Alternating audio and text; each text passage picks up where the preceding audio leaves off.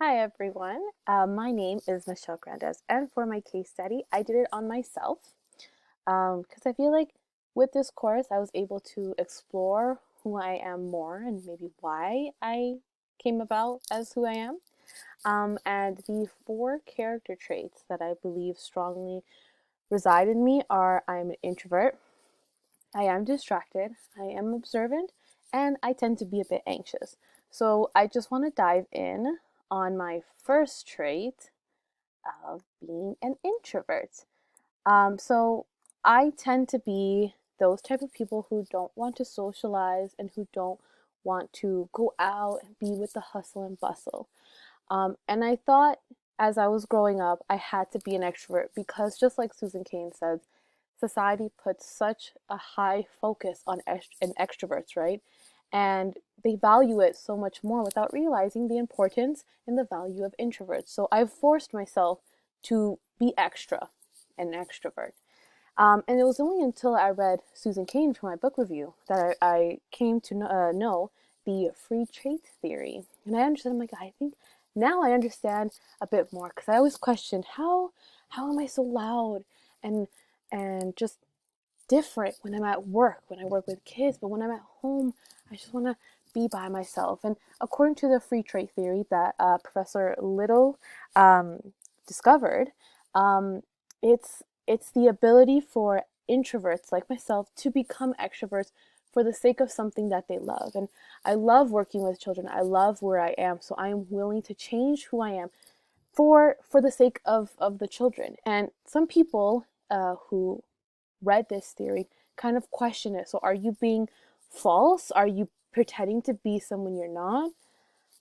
I guess to a certain extent you are, but it's not because you're trying to be false. It's for something you love, and that's what's the important thing in the free trait theory. I am an introvert, but I can be an extrovert for my students because I love them and I'm willing to do whatever it takes to make them happy. And if I have to be loud and outgoing, I'll do that for them. But of course, when I go home or even for my car ride, I love to be in silence or listen to some quiet music, and that's my time to recharge. That's how I am as an adult. But growing up, um, like Susan Cain said, the school systems, the work life, they put such pressure on you to be an extrovert. And I was to myself. I was a quiet child who did my own thing. I did do the work. It took some time for me to do it, but I did it and I did it quietly. And unfortunately, my teachers thought that as I had a learning disability, an individualized education program. That's something that I needed. And my parents, they were immigrants, and they didn't know how to deal with that. They're like, "What do you mean? If at home she does great. She's able to memorize the song lyrics. She draws. She does this. How does she have an IEP?"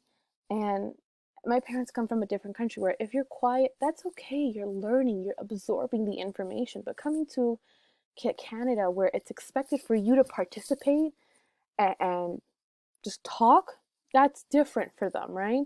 So that's why I put the quote, the teaching back home is very different from here because for my parents, they didn't see anything wrong with me. Yes, I was a bit quiet and I was a bit slow to, but I got my work done. But my teachers didn't see that. They just saw, okay, she's quiet, she has a learning disability. And I didn't like that, right? I feel like personally that word should change maybe into something more inclusive, or maybe break it down a bit more for immigrant parents who come from a country where quiet is valued, right? Because they see it as soaking in the information. If we were to play around with that word, make it more inclusive or more accepting, right? And helpful for parents of immigrants, right? Or children for immigrants. My other trait is I am distracted. And I never understood why.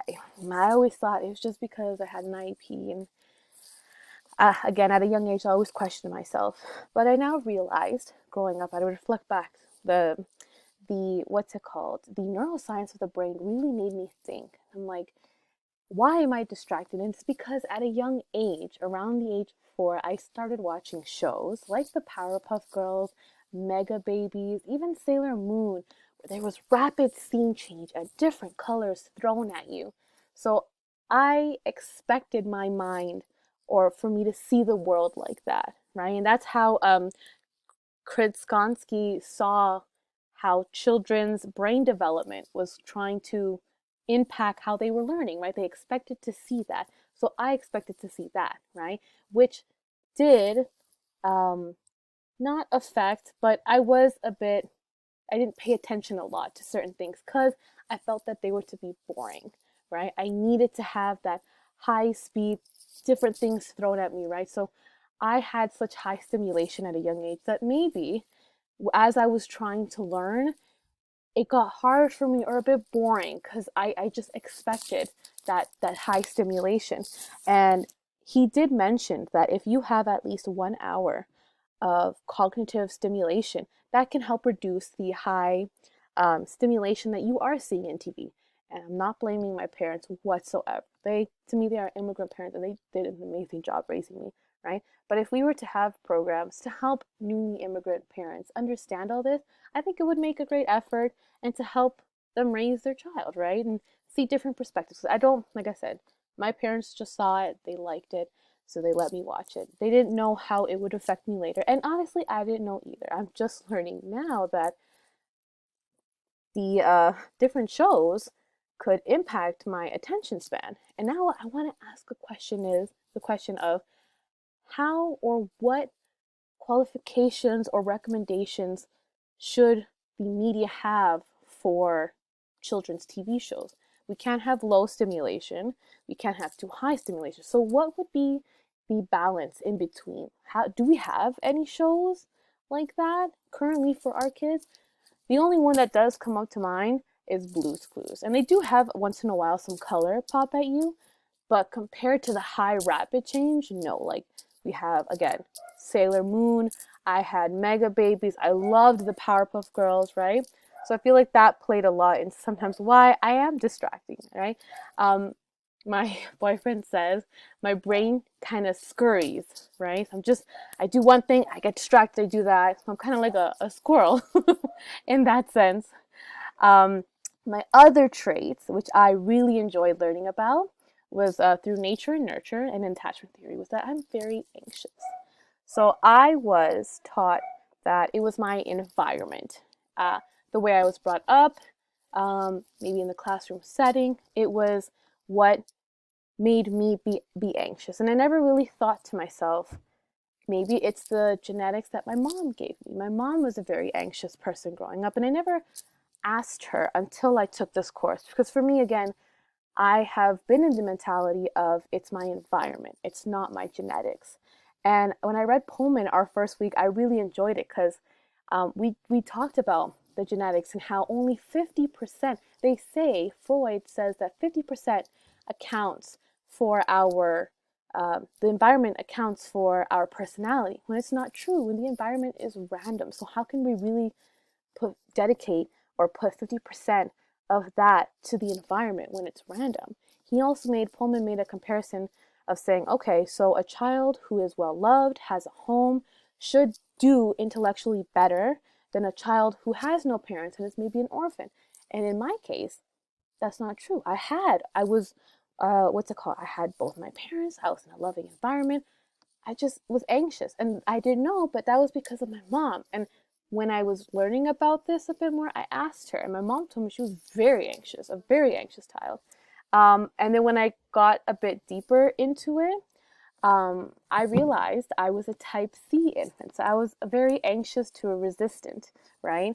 I did not want to explore my environment growing up. I just wanted to be attached to my mother, right? So if we did do that experiment, the I forgot what it's called, but where you remove your mom and then you observe the child and you see what the child does. And in my case, if I was to be put through that experiment, I would have cried. And my mom told me whenever she left the room, I would cry. Even when she came back, it could have been with my relatives. I was just so attached to her that when she left, I became anxious. Right? So I didn't know that about myself until I explored more about the attachment theory, right, with Brownlee and his colleagues. And I found that very, very interesting. the strange situation procedure. That is the experiment that was done, that Brownlee and his colleagues did. And I feel like if I did that, I would have been a type C baby. Um, so, my last character trait is I am observant. And I absolutely loved Matthew Lieberman in The Social Brain. Um, I realized this more. Maybe as a child, I was observant of key little things, but I noticed more that as I worked with children, I picked up on their cues. I was able, in a way, like he said, I was able to read their minds, right? So they would say, "Yeah, I didn't cut his shirt," and I would look into their eyes, or they would be playing with their fingers, and I would read their body language. And I loved how Matthew Lieberman called it a social superpower, because without it, we who are we, right? I enjoyed learning that a lot, and I feel like I'm a very observant type, and that comes out a lot when I work with kids. Even when a child is struggling with a concept, he might admit to me out loud that, yeah, I understand the fractions, but there's something in me, or something inside educators who have this probably observant trait, that when we look at them, we know that they're having a bit of a hard time learning the concept. So of course, when that happens to me and they aren't telling me the truth, I pull them aside and I'm like, if you're having trouble, just tell me. It's okay, right? And that's when their true emotions come out. So I really loved that about Matthew Lieberman, and I never thought about that. I love how he called it a social power. So that is my whole presentation. I hope you guys liked it. And yeah, thank you so much for listening.